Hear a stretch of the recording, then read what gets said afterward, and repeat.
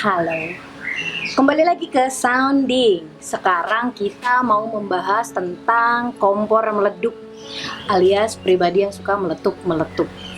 Ya, kita ibaratkan di sini dengan kompor dan masakan. Ada kompor nih, terus ada panci, ada tutup. Di dalam si panci itu ditaruh masakan, entah kita bikin sayur sop kah atau apakah. Otomatis karena apinya menyala, otomatis yang timbul adalah matang, mendidih atau menggolak gitu. Nah, kita juga punya benda lain yang bernama tutup. Tutupnya bisa ditaruh supaya ketika mendidih dia nggak nyiprat ke sana sini. Oke. Nah, apa sih kaitannya masak, api, kompor, tutup sama hidup kita? Kaitannya adalah begini. Kalau misalnya kita melihat sebuah pribadi yang pemarah, meledak-meledak gitu. Ibaratnya sama seperti kita memasak di sebuah tempat, tapi kita tidak memperkirakan bahwa api yang ada di dalamnya itu, api yang ada di bawahnya itu akan membuat air itu menggolak sangat cepat gitu. Poin tergampangnya begini. Manusia itu seperti itu.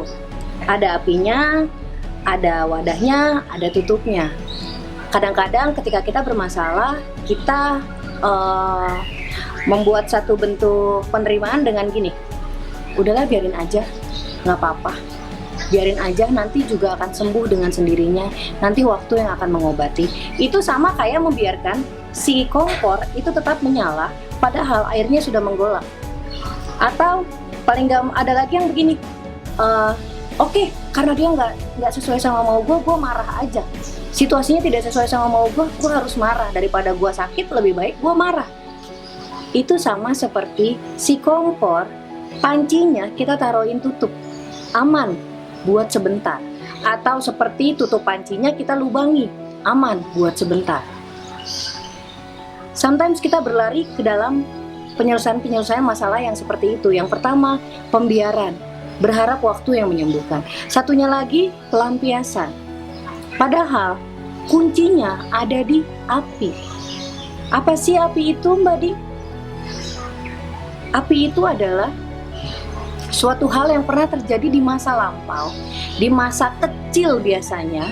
Suatu perlakuan yang mungkin tidak bisa kamu terima, tapi kamu biarkan sampai itu menjadi api, menjadi pemantik. Jadi apapun yang kamu masak, ketika bersenggolan dan sudah mencapai titik batasnya, dia akan meledak. Gitu. Jadi solusi kita memecahkan masalah jadi harusnya seperti apa? Tidak ada seharusnya, semua orang punya kebebasan untuk menentukan masalahnya, menentukan jalan ceritanya sendiri-sendiri. Tapi kalau dari kami pribadi lebih baik berpikir, cari tahu.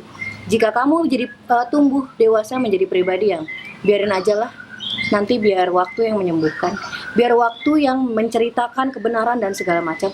Atau jadi pribadi yang meledak-meledak, yang menjadi pemarah, yang menjadi tidak sabaran.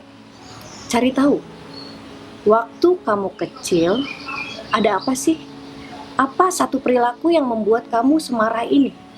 Apa satu perilaku yang tidak pernah kamu terima, yang kamu lupakan begitu saja sampai akhirnya masuk ke dalam sini dan bahkan kamu lupa. Sebenarnya bukan lupa, kamu endapkan, kamu sembunyikan.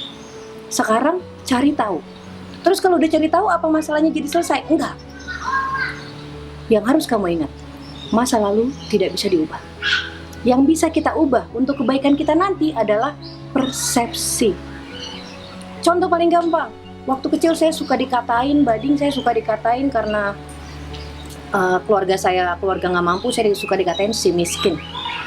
Itu menjadi kemarahan kamu gak terima.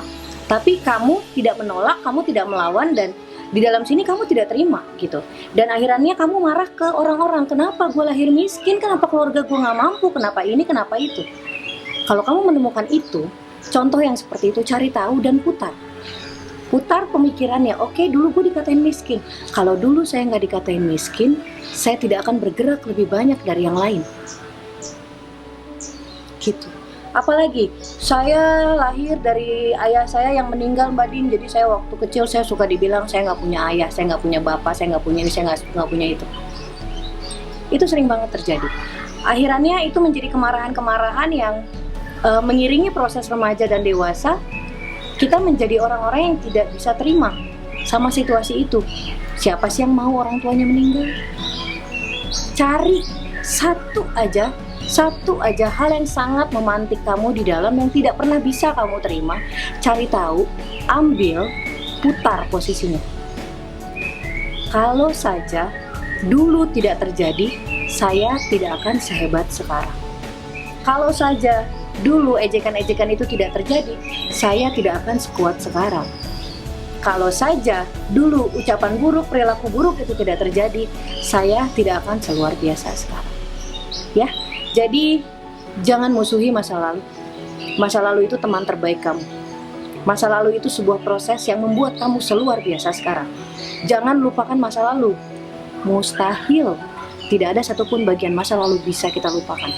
Yang terjadi, kamu cuma mengendapkan itu menjadi sampah di dalam yang akan keluar sebagai reaksi-reaksi negatif. Terima aja, memang sudah harus terjadi, terima aja. Kita nggak bisa melakukan apapun. Dengan kamu menerima hari ini, kamu bisa menentukan kebaikan kamu besok. Alright? Pokoknya pesan hari ini, berdamai dengan masa lalu. Ya, pahami apa yang membuat kamu sakit, cari tahu, kemudian putar posisinya, buat sebuah pemahaman baru dari kesakitan itu. Gitu ya. Alright, terima kasih sudah duduk manis.